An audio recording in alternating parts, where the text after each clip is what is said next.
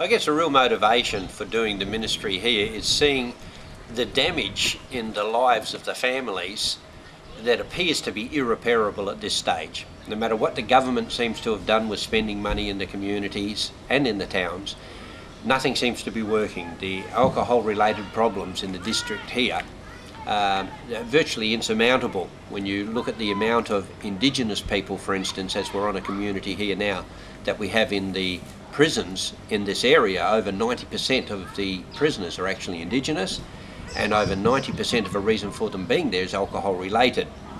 So we have a major drug problem, mainly related back to alcohol. We have a lot of broken families now. Most of the middle-aged Aboriginal people in these communities just aren't there now. They're dead. They've died with diabetes or alcohol-related problems. A lot of grandparents are raising these young people. And so we're trying to do our best to help in every area that we can by running programs in the schools. The school programs we run really do help them with peer pressure. Everything is naturally related with a biblical background, and we use scriptures, we use memory verses for various aspects of the talks, but we have lots of fun and games with the kids.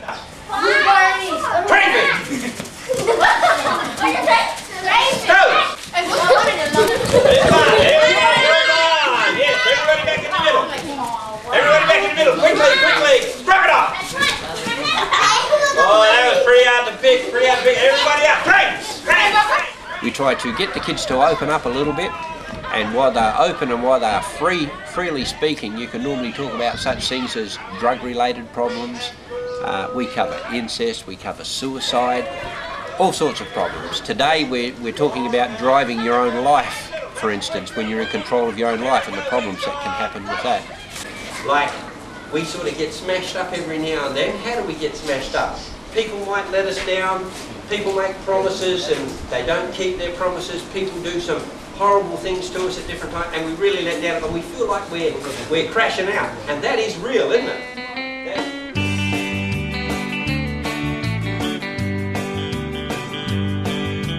Waiting to the rising of the morning sun. Gotta get up, gotta move on again. Not looking forward to the day, wondering how my next night's gonna be. Moving down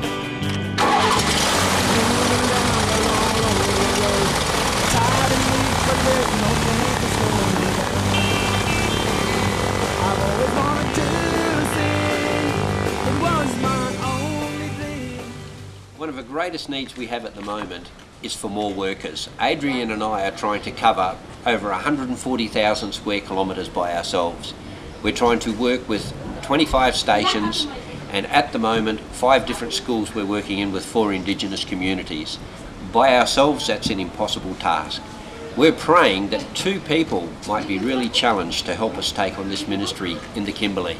2 people that really have a genuine heart for young people, for working in the framework of a school, and for being trained up to actually work with the types of children that we have here.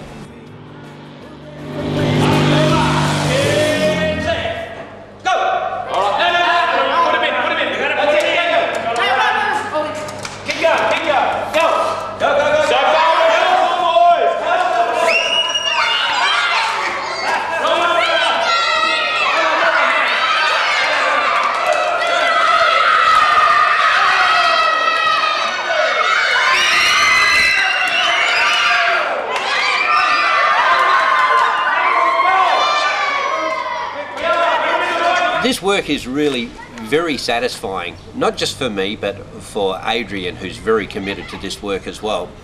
This is really easy. This is just to test how fast you are. Who reckons they're pretty quick? Yeah. There's 2 people back to back. Alright, while they're doing that, I'm going to tell you a little story.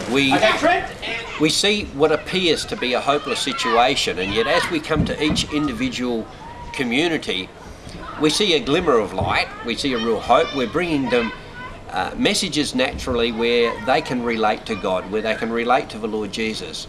But we're also bringing them messages of hope, of being able to get out of the drug-related problems, of the peer pressure problems they have within the framework of school, of dealing with them, dealing with sometimes problematic families.